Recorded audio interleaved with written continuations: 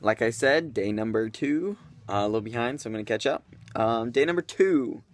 Okay, so woke up at Tessa's, and we took a shower, made sure our backpacks were packed, figured out what we were going to leave there. We left our bags there, and she's going to check on Monday if we can leave them at the academy. That way we don't have to carry all our extra clothes and stuff.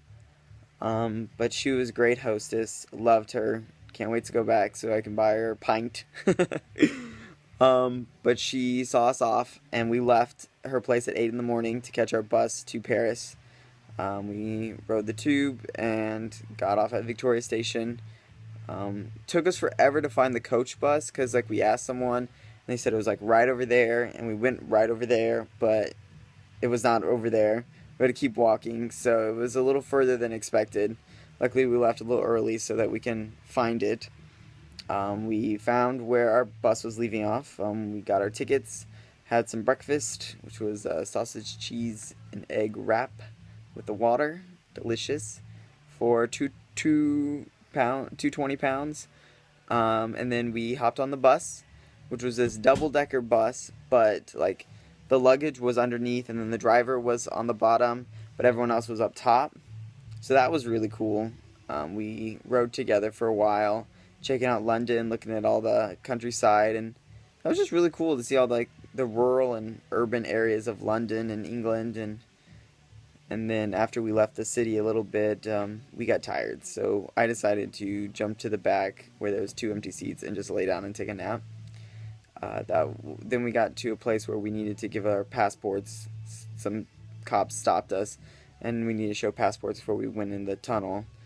Then we got in the tunnel, and that was really interesting. It was like we drove onto a train that would go underwater to get to France.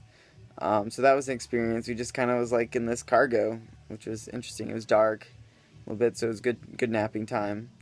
I got a little bit of a nap on the bus, but overall it was not very comfortable. Just I'm a small person, so I could go up in a ball, but not that comfortable. And then we got to Paris to find out that everything was in French, and Travis didn't know as much French as he expected, and I know how to say please, and I know how to say thank you and hello, and that does not get you very far. There wasn't a lot of Wi-Fi, and I found out that you have to pay to use the bathrooms, which was crazy to me, which I'm glad I didn't have to use the bathroom that bad, because I'm not about that life.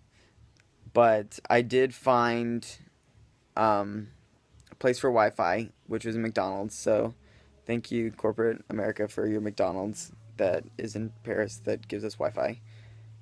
So we were able to contact our friend that we're staying with. We're couch surfing in Paris with a friend named Daniel, who is from Venezuela, but he has his doctorate degree in telecommunications, and he studied in the university here. So he's trilingual, which was really cool.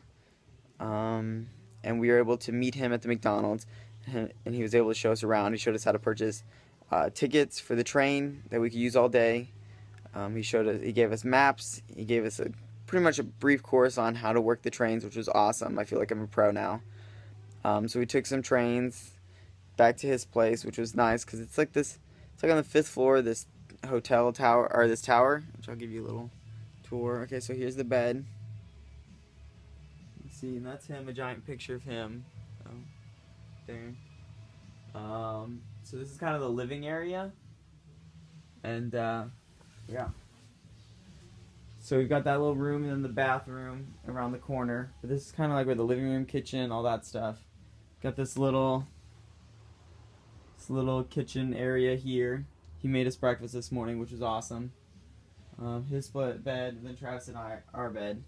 But look at this. Okay, let's see if I can do this. This is the view from his apartment. It's very cool. You can kind of see Paris a little bit. Look, oh, the Eiffel Tower. Look at that. So this is his view, which is super awesome. But yeah, so we experienced that a little bit, which was great. Glad to get those backpacks off. And then then we went to, I think, we arrived here around 6, so it was pretty late. We went to took the trains to Notre Dame, and we were able to see that for a little bit. We're going back today, but we were able to see that. Oh, when we got here, he was very hospitable, which was awesome. But we also played the piano a little bit. He plays the piano, and Travis and I sang a little bit. I didn't sing very well, but I pretended like I did. So I'll post some videos of that. So that was super fun, and he was able to play for us.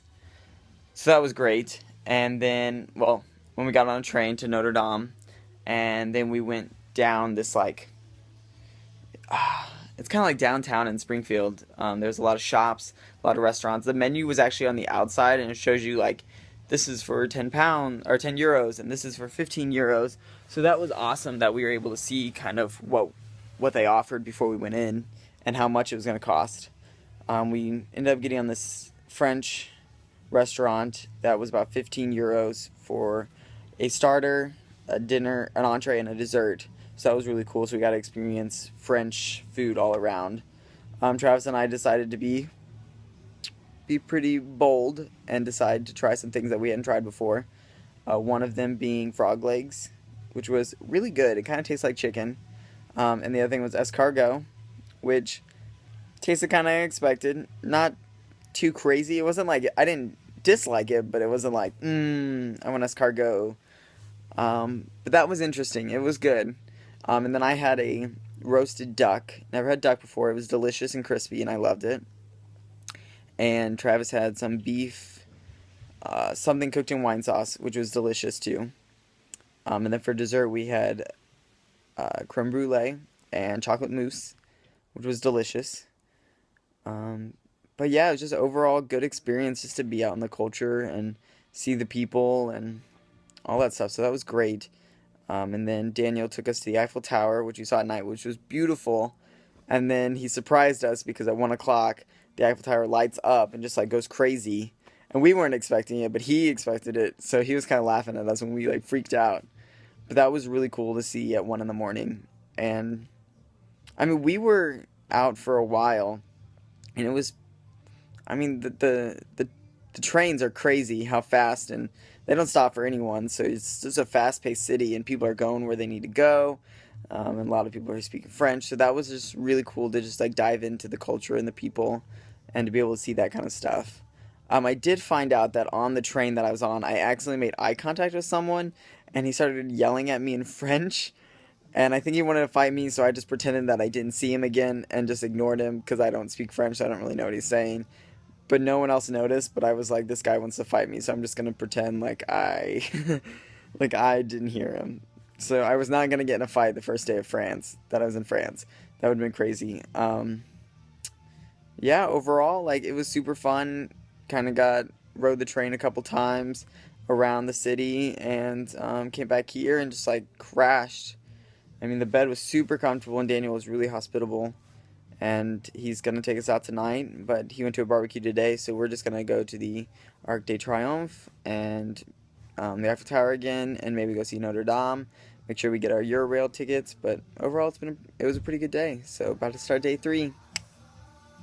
Until next time.